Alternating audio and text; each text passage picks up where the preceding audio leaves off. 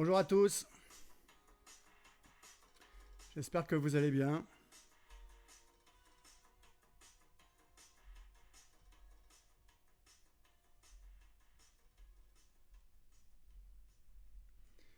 Bienvenue pour cette deuxième partie de Qui va garder les enfants. Texte de... Alors je l'ai oublié hier, de Fanny Chériot et Nicolas Bonneau. Nicolas Bonneau, Fanny Chériot, Qui va garder les enfants.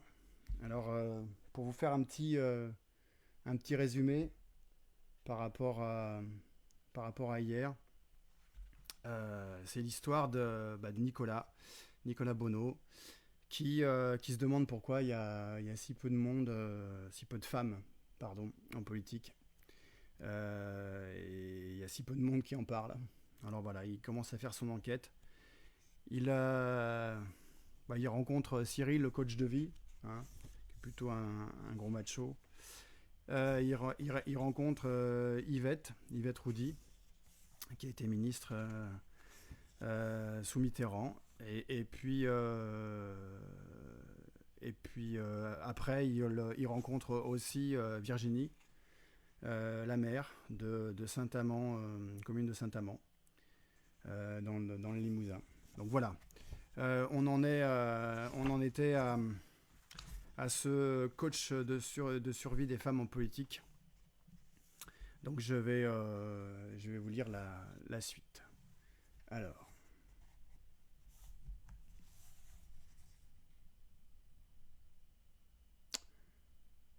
Ségolène Royal.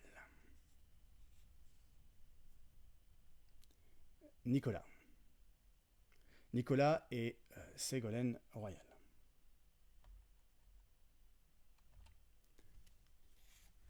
Nicolas. Bonjour, j'ai rendez-vous avec Madame Royal. Ségolène. Ah, Nicolas, ça va bien? Hey, si ça ne vous dérange pas, j'essaie des chaussures pour une séance photo, pour la sortie de mon livre. Chaque détail compte, hein. Vous habitez toujours dans mon ancienne circonscription, hein? Ah, les Deux-Sèvres, le Chabichou.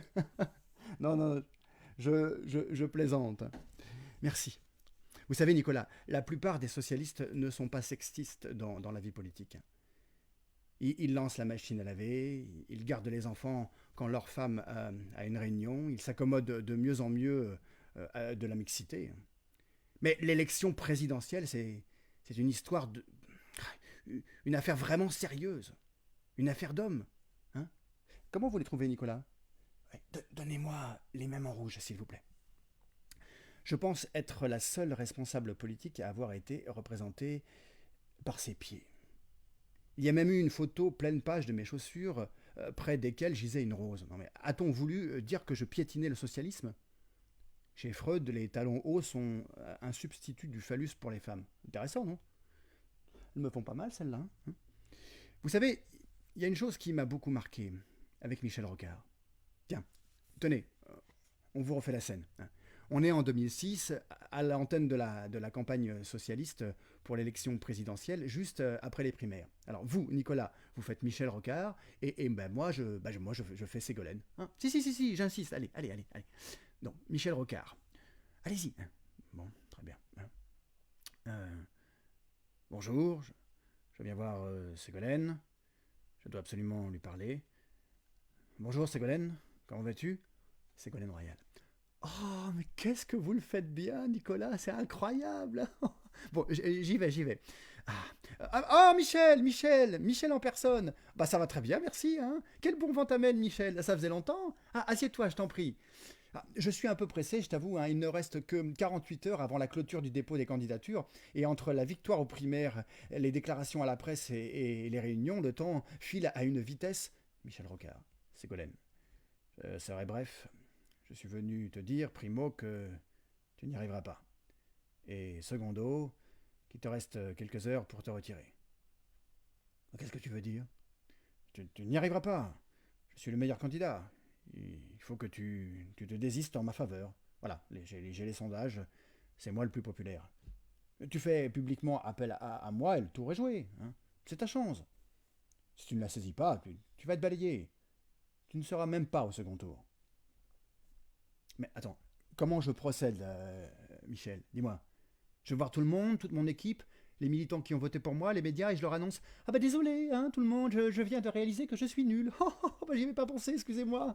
Ah, c'est gentil d'avoir voté pour moi, mais vous vous êtes trompé sur ma personne. Je ne suis pas à la hauteur, je viens de le réaliser. Mais qu'est-ce que je suis gourde, hein, qui fait des bourdes en plus comme Bécatine. Et regardez là, il y a Michel. Hein, bah il est très bien, Michel. Hein, il est solide. C'est le roi de l'économie, Michel. La tête sur les épaules. Il a gagné toutes ses élections, Michel. Il a l'expérience et puis tout et tout. Oui, Ségolène, c'est à peu près ça. Non mais Michel, excuse-moi, mais c'est pas toi que les militants ont élu aux primaires, hein, c'est moi. Bon, écoute, Ségolène, le charme et l'innovation ne jouent en rien pour aider à la paix au Moyen-Orient, ni à la stabilisation du dollar et de l'euro. Ah oui? Ah, il est vrai que jusqu'ici, les choses ont été bien menées, hein, avec tous ces hommes solides, ces éléphants de la politique. La paix règne au Moyen-Orient. J'y avais vraiment pas pensé, hein. Écoute, Ségolène, ce n'est pas le moment de plaisanter. Si tu te présentes, c'est fichu. Nous allons perdre ces élections. Tu as raison. Si je suis entouré d'hommes aussi bienveillants, aussi confiants que toi, cela risque d'être très difficile. Et ça l'a été. Aurait-il osé pareille démarche si j'avais été un homme? On ne le saura jamais. Pauvre Michel. L'éternel second, le poulidor de la politique. Merci, Nicolas. Vous étiez plus vrai que nature. Alors là, je vais essayer les noirs, hein, tout compte fait. La politique, vous savez, est un monde violent. Puis j'en ai eu ma part, hein, merci. J'ai tout entendu. Hein. Pas assez compétente, pas la bonne voix, pas les bons gestes, trop maternelle, trop autoritaire. Je pense que ce que nous avons vécu en 2007 n'est qu'une étape. La prochaine fois, pour gagner, il faudra le soutien de tout un parti et d'un compagnon amoureux. Ce qui n'a pas été mon cas, hélas. Non, je ne dirai pas plus. François est le père de mes enfants. D'ailleurs, au début, c'est lui qui devait y aller. Hein. Déjà en 2002. Je lui avais dit qu'il fallait qu'il se prépare, que je l'aiderais à fond. J'avais organisé des rendez-vous tous les mardis matins avec des intellectuels et des spécialistes sur tous les sujets. Et au bout de quelques séances, cela ne l'a plus intéressé. Mais moi, j'ai continué. Voilà. J'ai jamais pu me passer de me frotter à des idées neuves. Par des rencontres, des dialogues, des débats. C'est peut-être là que tout a commencé. Croire en ma candidature possible. Bon ben finalement, elles sont confortables. Hein. Les noirs, les rouges, oui. Bon, je les prends toutes. Hein. Allez, ouais.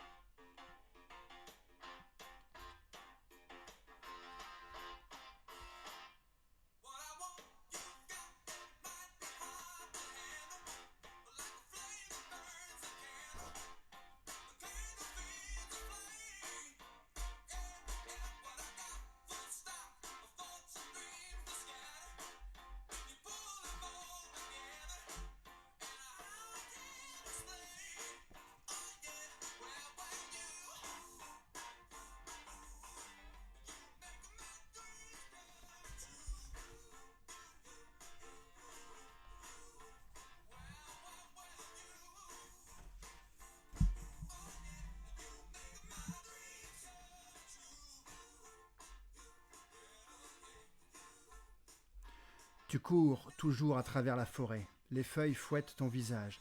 Avec ton bébé dans les bras, toujours, tu cours. Attendre là-bas la frontière sauvage du fleuve Maroni. Et puis soudain, tu t'arrêtes. Tu écoutes. Tu entends le silence. Tu n'entends plus que le silence de la forêt. Et ton cœur qui résonne comme un tambour dans ce silence. La lune, seule éclaire le bébé que tu tiens dans tes bras. Il s'est endormi. Tu fermes les yeux, tu repenses à ta vie.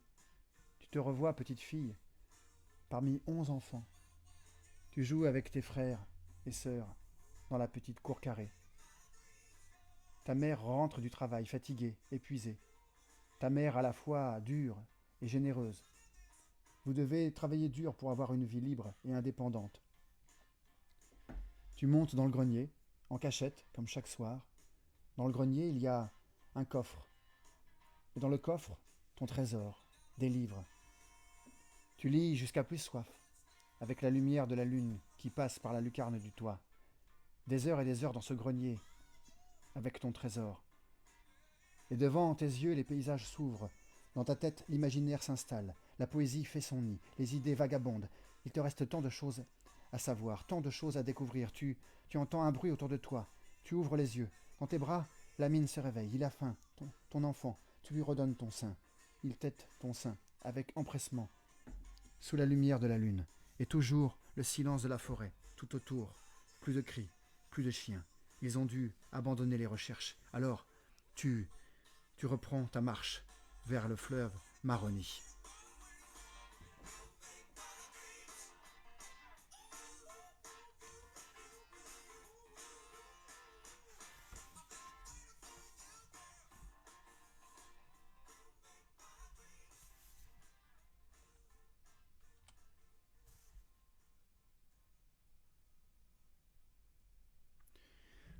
Invisible et ignoré.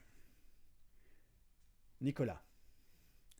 Lors de mon enquête, j'assiste à une inauguration de foire agricole. Tous les responsables des hommes sont là, ainsi que la députée de la circonscription. Quand il coupe le ruban, il se retourne et il la voit. Merde, on l'a oublié. Ils avaient oublié d'appeler la députée. Ils l'ont ignorée, comme si elle était invisible. J'ai 22 ans. Je suis dans le train. Caroline arrive en face de moi, elle marche dans l'allée. Son regard croise le mien. Je m'apprête à me lever, à lui sourire, à lui parler. Mais elle détourne le regard. Elle m'a ignoré comme si j'étais invisible. Sauf que moi, je l'avais bien cherché. Je suis un homme. Je suis un homme blanc.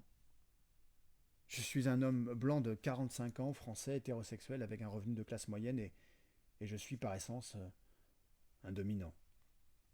Naître m'a fait directement entrer dans la caste des dominants. Aucun mérite. Bon, évidemment, il y a des nuances. Je ne suis pas né chez les dominants des dominants. Je suis fils d'ouvrier, alors j'ai été tenté. J'ai tenté pour me rassurer de faire subir à d'autres ce sentiment d'être humilié, invisible et ignoré. À d'autres plus vulnérables. Aux femmes, par exemple. À Caroline, par exemple, qui m'a bien rendu l'appareil. Ou encore à ma sœur.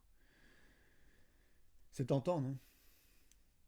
De se dire que, quel que soit son niveau de nullité, il restera toujours cette espèce inférieure, dominée que sont les femmes. Ce miroir que sont les femmes dans lequel les hommes se mirent.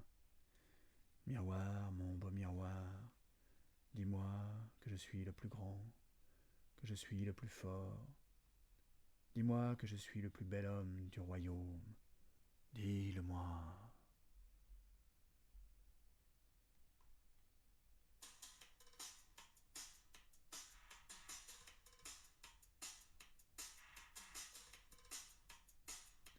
Cyril, coach de vie. Encore une journée passée à l'Assemblée. Aujourd'hui c'est mardi, on passe à la télé. Depuis quelque temps on est un peu moins nombreux. La parité n'a pas fait que des heureux. Je me souviens du temps où on disait à haute voix, c'est la Pompadour qui remplace Bérégovoy. Aujourd'hui, si tu dis, mais c'est qui cette nana ? Tu te fais traiter comme si t'étais DSK. Tiens, ça y est, Edith fait de la politique. Si tu montres tes seins, promis, j'arrête mon cirque. Quand t'es dans l'hémicycle, si tu veux pas te faire bopiner, habille-toi en blazer et pas en robe à fleurs. Quand t'es dans l'hémicycle, si tu veux pas te faire bopiner, habille-toi en blazer et pas en robe à fleurs. Elle est bien roulée, tu crois qu'elle porte une culotte? Cote, elle est bien roulée. Tu crois qu'elle porte une culotte? Cote, elle est bien roulée. Tu crois qu'elle porte une culotte? Cote, elle est bien roulée. Tu crois qu'elle porte une culotte? Encore une journée, encore une journée sans femme ni enfant. Y a pas à dire, ça a du bon, le Parlement. Je rôde dans les couloirs à la recherche d'un plan. Le pouvoir, ça rend con mais hyper séduisant. Tiens, regarde celle-là. Elle est... En plus, elle est jolie. Excusez-moi, mademoiselle, vous êtes l'assistante de qui, hein? Eh, tu descends d'un ton, tu me parles pas comme ça. Toi et moi, on sait bien comment t'es arrivé là, hein, d'accord? Tu peux... Tu peux toucher l'épaule ou bien c'est du harcèlement, hein? Je peux te toucher l'épaule ou c'est bien du harcèlement? Moi, je le comprends, Bopin. Sa femme a l'air d'une maman. Elle est bien roulée. Tu crois qu'elle porte une culotte? Cut. Elle est bien roulée. Tu crois qu'elle porte une culotte? Cut. Elle est bien roulée. Tu crois qu'elle porte une culotte?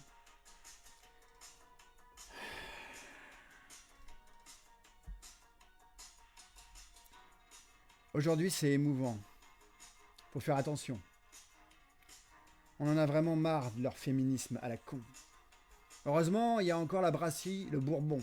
Là, on est entre nous, entre gros bidons. Une loi contre le viol avec la tête que t'as, toi au moins t'es sûr que ça t'arrivera pas. T'as été élu grâce à la parité, ou bien t'es issu de la promotion minorité.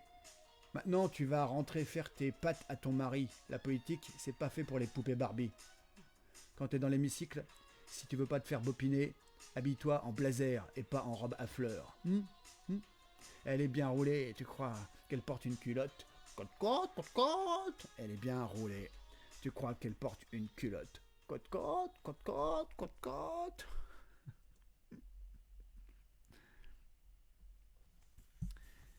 Simone Veil.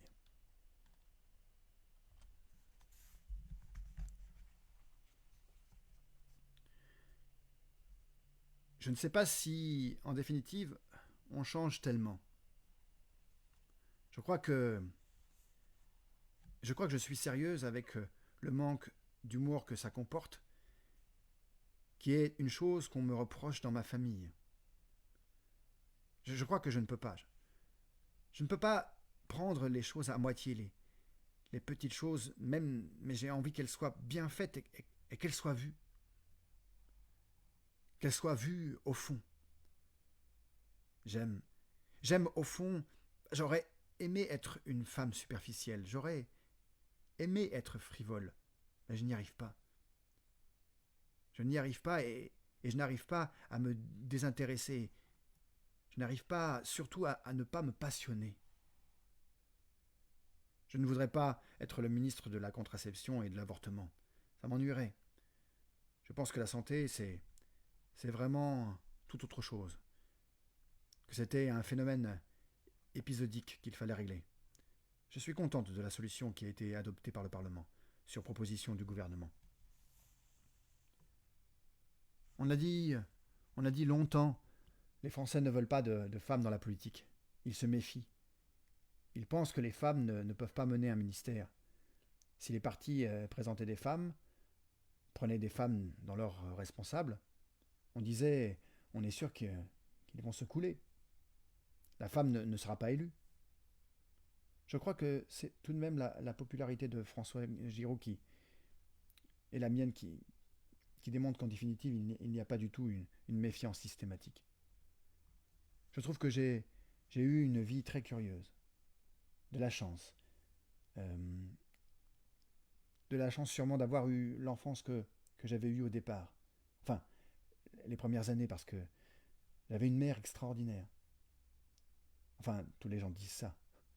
Mais moi, je pense que ce n'était pas une mère comme les autres, qui surtout nous a donné tellement d'amour que c'est une force dans la vie. Et puis ensuite, j'ai eu une période épouvantable. Ça vous donne très tardivement une force, vous savez. On le dit maintenant parce qu'il y a 30 ans de recul, mais ça a tout de même pesé lourdement. Et en déficit, je dirais.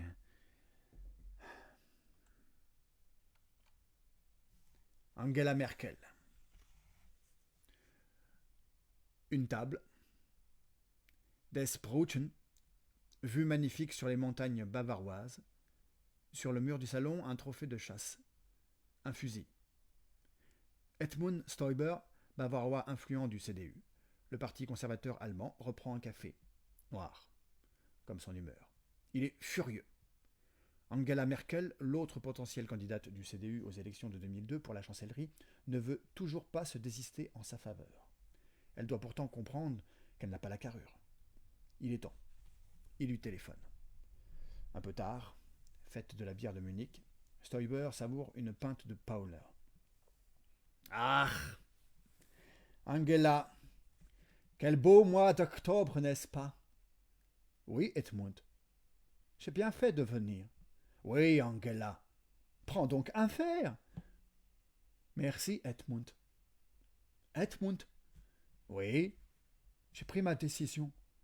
Je t'annonce que je me désiste en ta faveur. Ah oui, c'était excellent, Angela. Excellent. Oui, Edmund. Tu sais que la victoire du parti m'importe plus que tout. Je suis heureuse d'agir pour que ce soit toi. Le CDU le mérite. Le CDU te mérite. Edmund, tu es l'homme de la situation. Oui, Angela, c'est excellent, excellent. Et je voulais juste te demander, Edmund. Oui. Puisque je renonce à ma candidature en échange, je voudrais, en plus de ma présidentielle actuelle du CDU, également obtenir la présidence du CDU au Bundestag. Je ne pense pas à ma carrière personnelle, tu le sais.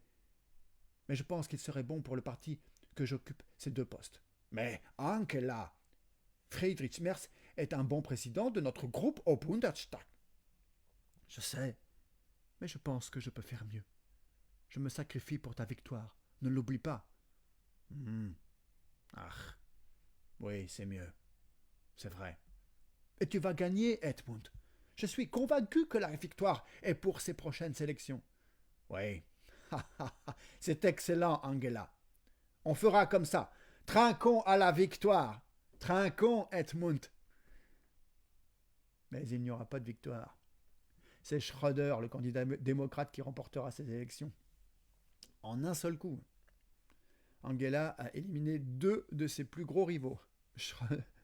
Stoiber, qui est allé se prendre une veste à la place, et Friedrich Merz, qu'elle remplacera au Bundestag. Ça, c'était fait. Le bluff avait marché. Pour le reste, elle a le temps, Angela. Elle n'a jamais l'air de vouloir vraiment le pouvoir. Et pourtant, 3 ans plus tard, c'est bien elle qui est élue chancelière. Elle, la fille de l'Est, la protestante en sandales, la Mädchen der Kohle, son père en politique. Mais qu'elle a froidement écarté à tout jamais du pouvoir. Il y a un proverbe allemand qui dit « Que reste-t-il quand Angela Merkel tombe dans un bassin rempli de requins ?» Angela Merkel. On dit que son intégrité pardon, est si grande qu'elle refuse même qu'on lui offre un Kleenex. Elle qu'ils n'ont pas vu venir, dirige l'Allemagne depuis 4 mandats. Les dirigeants européens passent. Merkel reste. Même Poutine est admiratif.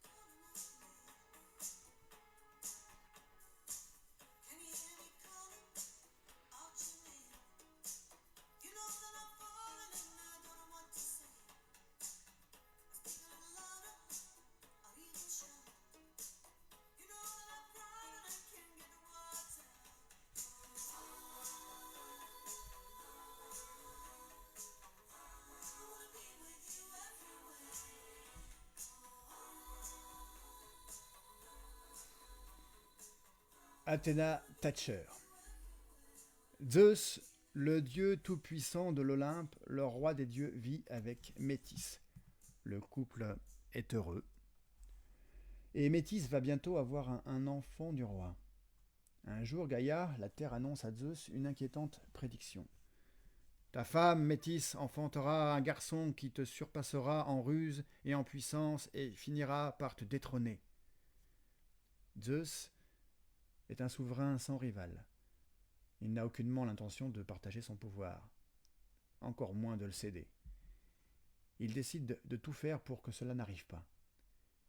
L'accouchement approche, et Zeus met alors sa femme au défi. Dis-moi, Métis, à quel point serais-tu capable de te métamorphoser? Sans se méfier, Métis se prend au jeu et enchaîne les plus incroyables transformations. Elle se transforme en aigle, en souris, en tulipe, en rocher, en lion, en papillon. Zeus lui propose de se transformer en goutte d'eau. Zeus la félicite, l'applaudit et l'avale. Il est tranquille, personne ne le détrônera. Peu de temps après, Zeus est pris d'effroyables douleurs au crâne, des douleurs si aiguës qu'il appelle au secours toutes les divinités de l'Olympe. Son fils, Héphaïstos, le dieu des forgerons, pour le soulager, lui assène un coup terrible sur la tête. À sa grande surprise, une femme jaillit du crâne de Zeus, armée, casquée. Son rival est né. Et c'est une rivale. Athéna lance un formidable cri de guerre qui retentit dans tout l'Olympe. La Dame de Fer. J'adore ce surnom. Ce sont les Russes qui m'ont appelé ainsi. Ils pensaient me nuire. Mais non, au contraire. Avec joie. Dame de Fer. Une guerrière. Athéna. J'accepte. Non, détrompez-vous, Nicolas. Je suis bien contente d'être une femme. Il y a des avantages. Quand je me suis présenté aux élections de mon parti, ils ne m'ont pas vu venir. Quoi? Miss Thatcher?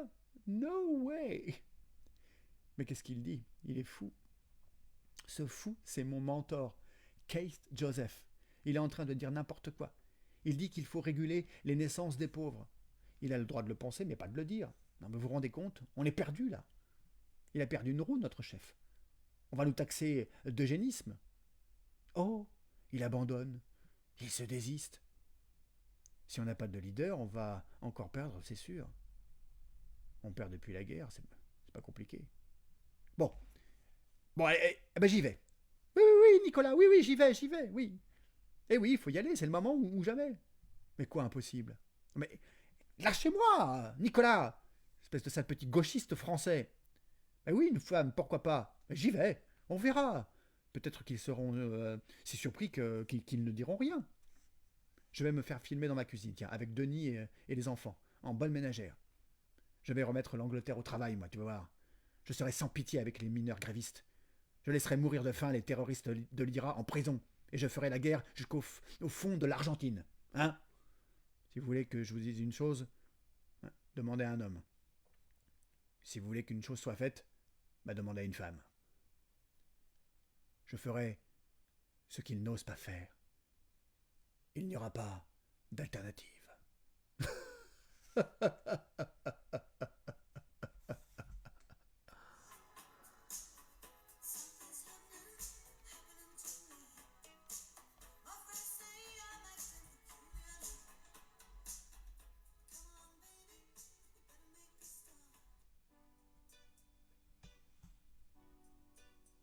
Le cauchemar.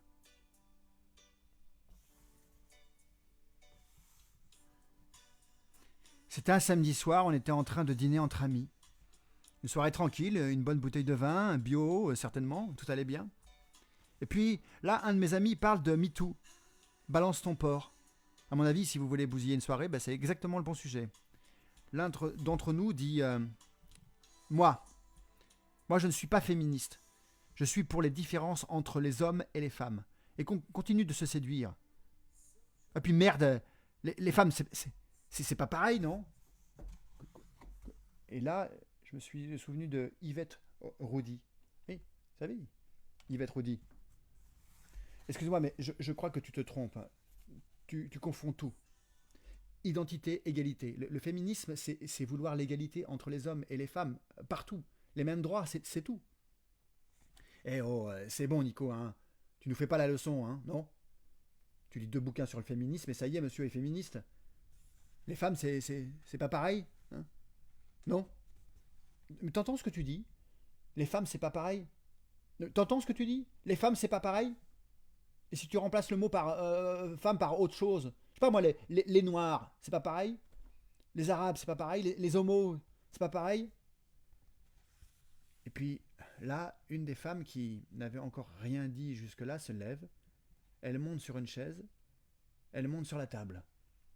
Et les autres femmes montent sur la table aussi.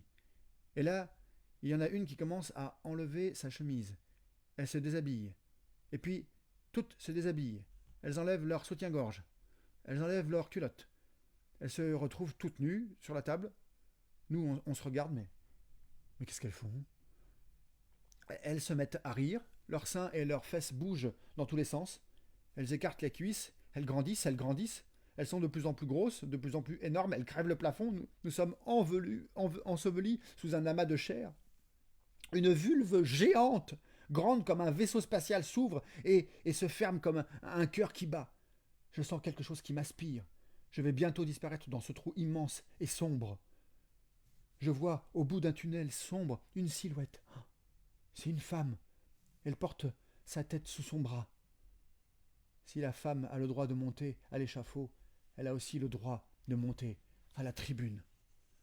Je la reconnais. C'est Olympe de Gouges. Je continue de progresser à l'intérieur de la vulve. Je m'enfonce comme dans un marécage. Une femme traîne un boulet à son pied. Faisons la révolution d'abord. On verra ensuite. C'est Louise Michel. There is no alternative. There is no alternative. There is no alternative. J'aperçois le mec de tout à l'heure. Bravo avec ton féminisme. Ah bah super. Tu vois où ça nous mène, hein, tes conneries? Elles vont finir par nous bouffer. Elles vont tous nous remplacer. Tu m'entends? Dans sa prison, Rosa Luxembourg est en train d'écrire. Nous assistons à l'effondrement du vieux monde. Nous sommes le continent noir. Wir fallen fallen. Wir fallen fallen. Nous qui n'avons pas d'histoire. Wir fallen fallen. J'essaie de me faufiler. J'ai du mal à passer. There is no alternative. There is no alternative. Ségolène Royal me fait un petit signe de la main. Hé, je reviendrai. We want vote. We want vote. Je reviendrai. Je reviendrai. Nous sommes des milliers d'hommes minuscules, par rang entier, à tête engloutie. Une blonde devant moi. Une blonde dans cette vulve géante. Une blonde. Elle s'approche, elle me sourit. Elle me tend un bras. Ouh. Nicolas. Viens, viens, Nicolas. Oh merde. Marine Le Pen. Oh putain. Ah.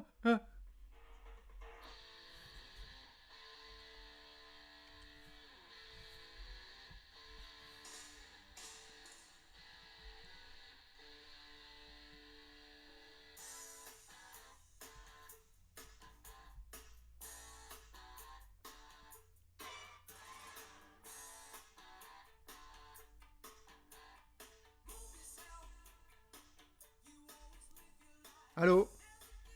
Allô? Allô? Caroline? Oui, c'est moi. Non, non, non. Non, vous me dérangez pas. Oui, en effet, oui, oui, oui. Oui, c'est possible. Je veux bien. La semaine prochaine, mardi. D'accord. Et ma carte d'identité, ça ira? Oui. C'est bien 126 rue de l'université, hein? Très bien. Très bien, à 14 heures, oui. À mardi, oui, je vous remercie. 126 rue de l'université. Accueil de l'Assemblée nationale. Porte tournante, un portique. Je pose mon sac sur un tapis roulant. Je me présente au guichet, je dis mon nom. Allô, monsieur Bono est arrivé, oui. Oui, je lui fais un badge. D'accord, très bien, merci. Oui, elle arrive dans 5 minutes. Donc j'attends. Je croise le regard de Claude Barthelone, l'ancien président de l'Assemblée. Il est tout petit, tout bronzé. On dirait qu'il porte un masque. Tiens, qu'est-ce que tu fais là? T'es toujours en enquête pour ton spectacle? Ça sort bientôt? Allez, salut! C'est Delphine Bateau, députée des Deux-Sèvres et ancienne ministre de l'écologie, que j'ai rencontrée plusieurs fois. J'attends toujours. Je me demande si elle va me reconnaître. D'ailleurs, est-ce que je dois lui serrer la main ou l'embrasser? Embrasser, c'est un peu cavalier. Hein. Bon, lui serrer la main, alors. Oh putain, j'ai les mains moites. Caroline. Nicolas? Bonjour. Bonjour Nicolas. Bonjour Caroline. Elle se tient dans l'escalier à quelques mètres de moi. On ne s'embrasse pas. Et on ne se serre pas la main non plus. Caroline. Bon, j'ai 1 heure devant moi, après j'ai une commission, alors... Tu as continué le théâtre finalement, hein? C'est super. Et tu fais un spectacle sur les femmes politiques. Mais pourquoi? Je lui ai pas dit les vérités. Que je l'ai vue un jour à la télé, qu'elle était à l'origine de tout ça. Caroline. Je ne sais pas si les femmes politiques sont si différentes des hommes, tu sais. Tu as vu Marine Le Pen? Ben oui, c'est une femme, elle aussi. On a un peu tendance à l'oublier, non? Faut dire que c'est le portrait craché de son père. D'ailleurs, on dirait lui avec des cheveux. Tiens, viens, on va prendre l'ascenseur. Accroche ton badge, qu'il soit bien visible. Je viens d'apprendre que ma fille est malade. Ma mère va passer la prendre au centre de loisirs. Tu te souviens de ma mère? Elle t'aimait bien, je crois. Moi, je te jure, avoir des enfants et faire de la politique, c'est un déchirement perpétuel. Le top, c'est le mercredi. C'est E.T., le jour des enfants. J'ai beau adorer ce que je fais, je ne m'y fais pas. Moi, à ne pas avoir d'enfants. Je sais pas comment font les autres. Quand elle est arrivée, Ségolène Royal a demandé où était la crèche pour les enfants du personnel. Ben, ils ont tous rigolé. Sauf que le personnel, ce n'était pas que les députés. S'il n'y avait qu'eux, il vaudrait mieux une maison de retraite qu'une crèche. On sort de l'ascenseur et on marche dans les couloirs feutrés de l'Assemblée. C'est beau. Le palais Bourbon a été conçu pour ne pas entendre les bruits de la révolte à l'extérieur, pour que les députés gardent la sérénité dans leurs débats. Toujours Caroline. Il n'y a pas si longtemps, il y avait un pratique de golf au sous-sol pour que ces messieurs puissent se détendre. Après le bac, Caroline a intégré Sciences Po à Paris. C'est notre prof de philo qui lui en a parlé. Ses parents n'avaient jamais imaginé qu'elle puisse faire de longues études. Et puis ça coûte cher. Son prof a insisté. Elle a décidé d'y aller. Elle a passé le concours et a eu une bourse. C'était déjà un exploit d'y entrer, vu le nombre d'enfants d'ouvrières à Sciences Po. Quand on arrive là-bas, on ne voit que les garçons, qui parlent fort, qui rigolent, qui marchent vite. Pourtant, les filles sont en majorité. Toujours Caroline. Nous, les filles, on nous apprend à ne pas faire de vagues, tu sais. À la fin du stage d'intégration, il y avait un grand débat, un concours d'éloquence devant tout le monde. Les filles ont du mal alors que les garçons sont grandiloquents, transpirants. Un vrai combat de coq. Même moi, j'avais du mal alors qu'au lycée, je me débrouillais bien. Tu te rappelles? D'ailleurs, à l'époque, tout le monde trouvait que je me la pétais. Toi aussi, non, un petit peu, hein? On arrive dans la bibliothèque, c'est un endroit magnifique, reposant. J'adore venir travailler ici. On se croirait dans Harry Potter. Quand elle a fait son stage à l'ambassade de France en République tchèque, Caroline n'a fait aucune erreur dans son travail. Pourtant, elle a eu tout juste la moyenne à son stage. Pour immaturité et attitude ne correspondant pas à une représentation de l'État. Ça voulait dire quoi? Eh bien, qu'elle, fille d'ouvrière, n'avait pas les bons codes, les codes bourgeois du monde politique. Sa chemise était trop ouverte, ses cheveux trop détachés. Elle parlait et riait trop fort. On lui a vite fait comprendre qu'elle faisait tache dans le tableau. Caroline. J'en ai pris plein la gueule. Mais j'ai fait ce qu'on attendait de moi, j'ai serré les dents. Je me suis déguisé en bonne petite bourge. T'as vu, hein? La petite veste, le petit foulard. On a toutes fait ça, peu importe d'où on vient. J'ai été attaché parlementaire, puis je suis devenu adjointe à la ville de Roubaix. Le député du coin ne se représentait pas. Je me suis dit, c'est bon. C'est à moi maintenant, j'y vais.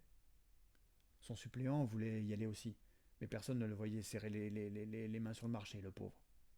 Quel coin sauce. Il y a eu un vote interne et puis j'ai gagné. J'ai adoré faire campagne. J'ai beau être costumé, je n'ai pas oublié d'où je viens. Je connais les gens, leurs préoccupations. Du coup, aujourd'hui, j'ai les codes populaires et les codes bourgeois. C'est un atout, crois-moi. Lorsque je suis rentré dans mon parti, chez les jeunes, j'ai vu le président du mouvement, lors d'une soirée, sauter sur une copine en l'attrapant par les seins. J'ai appris qu'il faisait ça souvent, et même des choses bien plus graves. Personne ne disait rien. C'est dur de parler, tu sais. On a peur d'être la première à porter plainte et de le payer cher. Si en plus ce sont de bons éléments, ils sont intouchables. Certains sont connus pour ça depuis des années. On dirait qu'ils se protègent entre eux. Tiens, tu vois, celui-là là, qui est assis là-bas. La première fois où je suis monté à la tribune, j'étais quand même très impressionné. J'avais préparé un super discours sur le respect du choix de fin de vie. Je portais ce projet depuis des mois. Je monte, je me place devant les micros, et là j'entends « Tiens, c'est le concert des vagins !» Alors je me fige. Je continue ou je m'arrête? Mais la rage monte en moi petit à petit. Non, pas maintenant. Il va pas me gâcher mon discours, ce con. Pas maintenant. Mesdames et messieurs les députés, j'ai l'honneur de prononcer devant vous ce discours pour soutenir cette loi qui me tient tant à cœur. Oh, mon petit cœur! Je m'accroche à mes feuilles. Non, je ne craque pas. Le président de l'Assemblée ne réagit pas. Mais est-ce qu'il l'entend, comme moi au moins? Je suis là devant vous car il est temps de mettre fin à cette hypocrisie qu'est l'interdiction de l'euthanasie. Les médecins, pour répondre aux demandes des malades, prennent des risques qu'ils ne devraient pas prendre. Il est de notre devoir de les aider à rester dans la légalité. Elle est mignonne quand même, hein? Elle est mignonne. Le mec a continué encore une ou deux fois. Je ne sais pas comment j'ai tenu. C'était lui là. Mais au lieu de m'abattre, la colère m'a plutôt servi. Et surtout, la loi a été votée. En politique, c'est la guerre. Et dès que tu te plains, bah t'as perdu. Caroline est divorcée depuis 2 ans. Oui, bah, il n'a pas tenu, c'était trop dur. On ne se voyait plus. Il voulait évoluer dans son travail et ne pas être un homme au foyer. Et oui, j'ai arrêté de compter le nombre de copines en politique qui se sont séparées. Bon, il va falloir que je te laisse. Hein. Ma commission démarre dans 5 minutes. Salut. Tu sais, quand j'ai reçu ta lettre, bah ça m'a surprise. Hein. Je savais pas trop quoi répondre. Mais bon, le temps a passé, non? C'est loin tout ça. Bah moi, quand j'ai vu que tu étais devenu député, ça m'a pas surpris. C'était une évidence. T'as toujours eu cette force, ce courage d'être toi-même. J'ai toujours admiré ça en toi. Ah bon? Je savais pas, merci, c'est gentil. Ah, si quand même. Tu me demandais si être député me plaisait ou quelque chose comme ça, hein? Eh bien, quand j'ai réussi à faire passer cette loi sur le respect du choix de fin de vie, je me suis dit, voilà, c'est pour ça que je suis là. C'est dur, c'est épuisant, ça peut ruiner la vie, mais ça vaut le coup de se battre. Oui, ça vaut le coup d'essayer. Et puis tu m'as bien connu. Je ne veux pas de la place qu'on me laisse. Ma place à moi, bah je la prends. Tiens, je te laisse mon numéro de téléphone. Hein. Envoie-moi un message. Quand tu feras ton spectacle, j'essaierai de venir te voir. D'accord?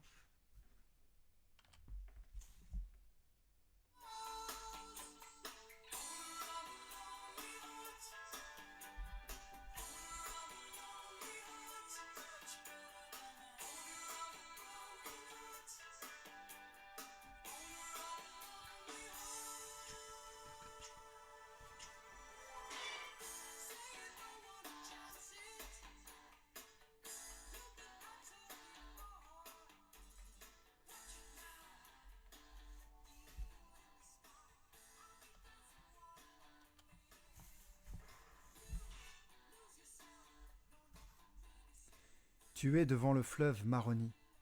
Tu hésites. Et puis, tu décides. C'est ici ton combat. Ici que tu dois te battre pour faire changer les choses.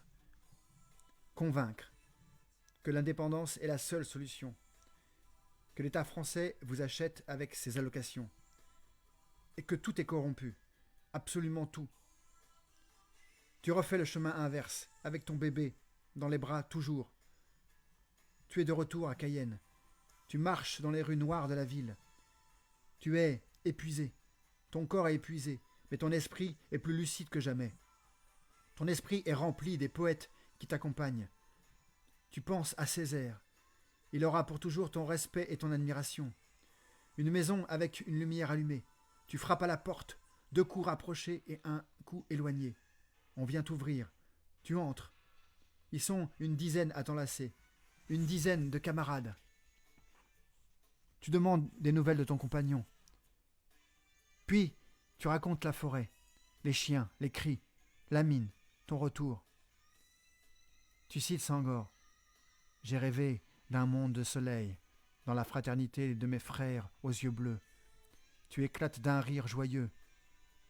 Tes camarades sont heureux de te retrouver. Mais tu leur fais peur aussi. Tu as tant d'énergie qui n'arrive pas à te suivre. Tu es tellement intransigeante qu'ils se demandent où tu veux aller. Pourrait-il alors imaginer que toi, la militante indépendantiste qui se bat contre la France, tu seras un jour députée, candidate à la présidentielle, ministre d'État pourfendant les racistes et les homophobes en citant Césaire et Senghor. Tout à coup, on tambourine à la porte, tout le monde se fige. Taubira, ouvrez, ouvrez, ou nous allons enfoncer la porte. D'un bond, tu te lèves et tu vas au-devant d'eux, au-devant d'eux.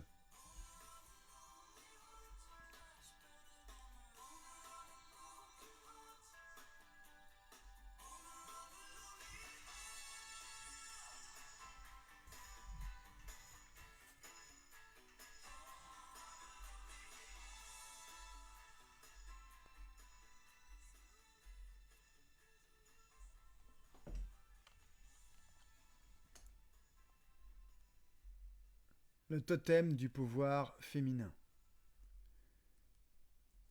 Nicolas, à quoi tu joues là? Tu crois quoi? Hein?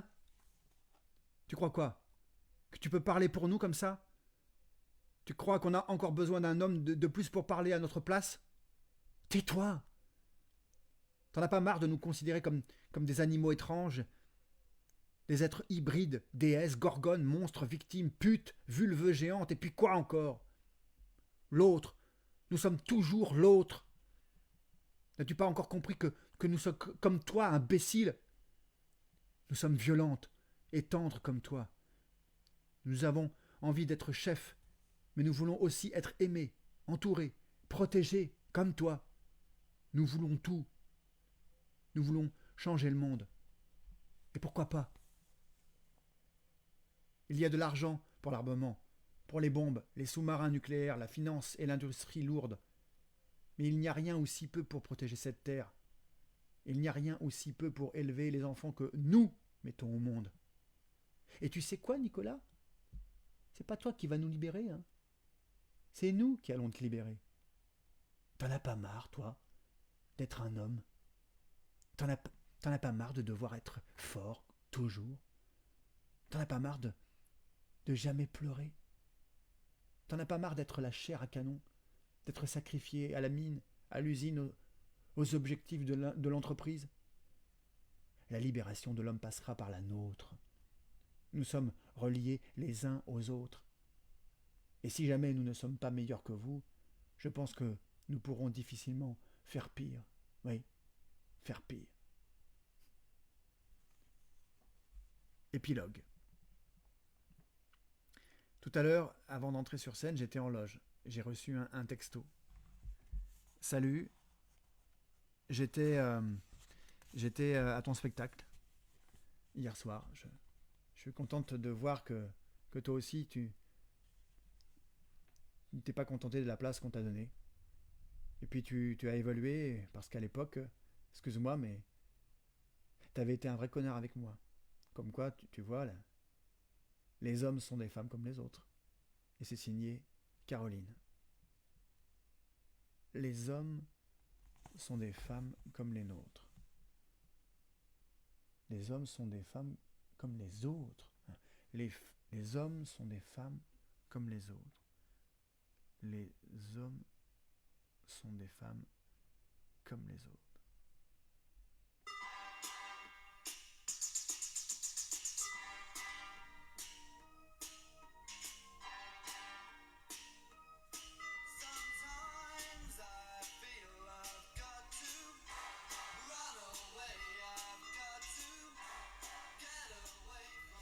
Voilà, c'était. Merci à tous. Je sais pas, j'ai pas vu si vous suiviez. C'était Qui veut garder les enfants, voilà, de Nicolas Bono, Fanny Chériot. Fanny Chériot qui est musicienne, comédienne, et puis Nicolas Bono qui est auteur, comédien, qui fait partie de cette nouvelle génération conjuguant une certaine tradition du conte, de l'oralité, avec une forme plus moderne et spectaculaire du récit. Et Fanny Chériot est chanteuse, compositrice, auteure et comédienne. Sa voix étonnante et ses multiples influences musicales en font une artiste inclassable. Voilà, donc c'était Qui va garder les enfants. Merci. Alors, j'espère que la qualité était meilleure qu'hier, que la première partie. Voilà, j'espère que ce petit montage en direct a pas été trop galère, vous a plu. On va essayer d'en faire d'autres, hein. D'ailleurs, j'invite tous les acteurs amateurs, amis, pros, acteurs, de me contacter. On va se contacter, puis on va s'écrire, on va faire des réunions, des zooms, des trucs comme ça. On va essayer de faire une lecture à plusieurs. Alors je dis pas que de la diffuser en direct, ça sera possible, hein, parce qu'il y a des trucs un peu payants, je crois, de Facebook à Zoom. Mais on fera un enregistrement à plusieurs webcams et avec une lecture à plusieurs. Voilà. Écoutez, je vous laisse. Merci beaucoup. Et puis je vous souhaite bon courage pour ce confinement. Voilà, restez chez vous. Bon, bah, sauf pour faire les courses, hein, vous entretenir un petit peu, puis aller voir la famille si elle est un peu âgée. Voilà, bah, nous, on reste chez nous, hein, on n'a que ça à faire. Soutenez les artistes. C'est un peu la galère en ce moment pour tout le monde. Et c'est vrai qu'avec toutes les annulations de festivals cet été, le festival d'Avignon, Hoop Festival, là, les Vieilles Charrues, enfin il y a plein de choses. Mimos, je sais pas si ça va avoir lieu, j'ai pas vu passer d'infos. Voilà, puis nous, toutes les représentations de pro, puis de l'école qui devaient avoir lieu, tous les ateliers qui se font pas, voilà, mais essayez de vous tenir au courant, mais de soutenir les artistes. Quand on va sortir de cette crise, on va avoir vraiment besoin de vous.